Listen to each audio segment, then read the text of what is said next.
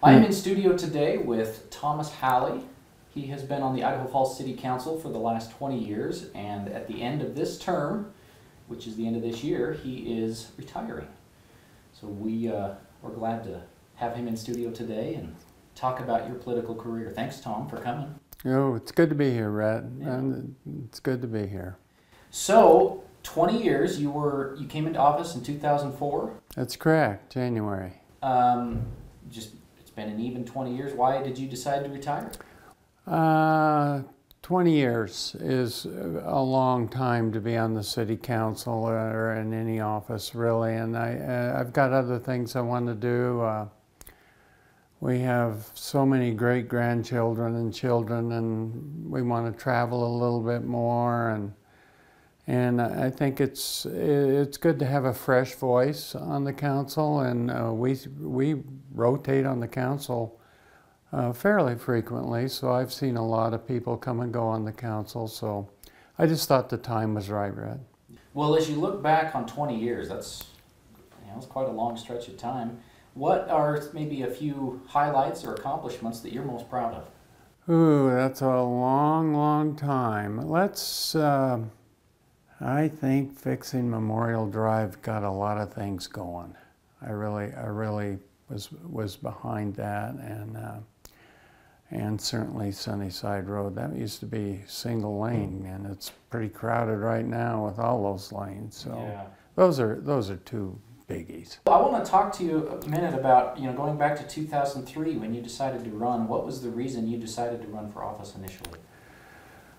Well, I've always been kind of in the service industry. I've got an employment background that kind of dealt with service. My education has been in psychology, counseling, and business, and so I'm kind of my favorite readings deal with economics, macroeconomics, and I thought I was encouraged by Ida Hardcastle and Mel Erickson and West East to run. I thought I could contribute. I thought I had a good background for it. I'd like to see improvements. I thought the city really needed a lot of improvements. I mean, the river banks along the river were a dump.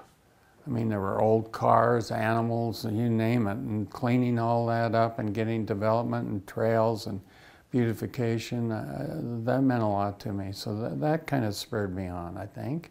Did you ever anticipate being in office this long? No, not at all. And it just seemed like more things to do.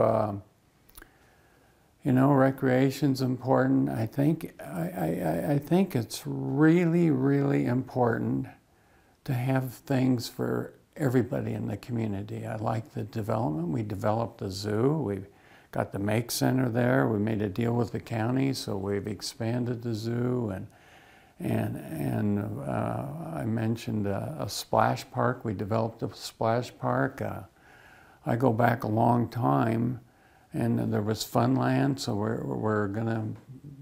we'll do that right. That's gonna be a gem, that park. We'll do another splash park.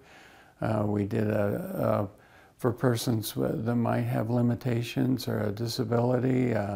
We did a playground for them in Toffus Park, and Toffus Park's a jewel for the whole city. So when you first ran, was there one particular thing you wanted to accomplish that was the initial reason you ran? Was there any particular reason that motivated you in the beginning? Well, there were a lot of things. I could certainly see that we did not have an adequate facility for our police department. I mean, their interview rooms were not very good, and the evidence we had controversies with evidence over the years, and it just was not a very good situation. So I've been in favor of doing something different for the police department and Memorial Drive in particular, and revitalizing the downtown. Probably that was a core thing. How many mayors have you served under? 3. So who was mayor when you Mayor Milam, Mayor Furman, and then Mayor Casper. Do you have any unique memories of the mayors you've served? Oh, yes. I remember Mayor Furman always called me Tomas. And in his later years, before he passed away, I had an opportunity to see him a couple times, and he remembered me. I was surprised that he remembered me, and the mayors really work hard. Mayor Casper has got a great background. She's got a doctorate degree in political science, and she works really hard. And so Idaho Falls has really had a great economic development, growth, prosperity over the years, and it's stationed to really keep taking off. The INL, Melaleuca, the medical community, it's going forward. You know, you've ended up serving on the city council for 20 years. Some people would say that 20 years is too long. Others might say that it's advantageous to have someone with experience in a position of government. What are your thoughts on that? Well, you know, I've thought about that all along, Rhett, as I ran again. But when I saw the turnover on the city council, I kind of thought, well, I want to get this project through. We got new people coming aboard. They need maybe too much turnover, stability, but term limits is a two-edged sword. One, you can develop a system where you benefit from it, and let me tell you, I've spent a lot of my own money on being in the city council, but on the national level, you look at it and you look at the term limits. It could hurt Idaho, and it could help Idaho. I mean, certainly our Representative Simpson has brought a lot of things to the INL, which has certainly helped Idaho Falls, and at the same time, people think that turnover keeps new blood in the system. So it's a two-edged sword, and I've thought about that. I'd say every time during the last 2 elections, I thought, I'm not going to run again. I'm not going to run again. And I look at these projects, and I thought, oh, I need to finish this.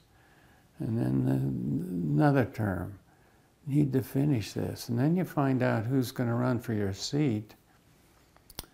And this is somebody that really wants to tear things down, and I don't want that. It's the community that has the ultimate ownership. We just create a platform to develop the assets that the community can enjoy a life here. When you leave office in December, what are your plans in retirement? Well, I'm planning on retirement early. We're leaving in about 3 weeks. 3 weeks for 16 days in Hawaii. We go to Palm Desert and play golf. We're going to up our stays in Hawaii to 2 visits. Okay. And I got a lot of grandchildren and children. We have, between Judy and I,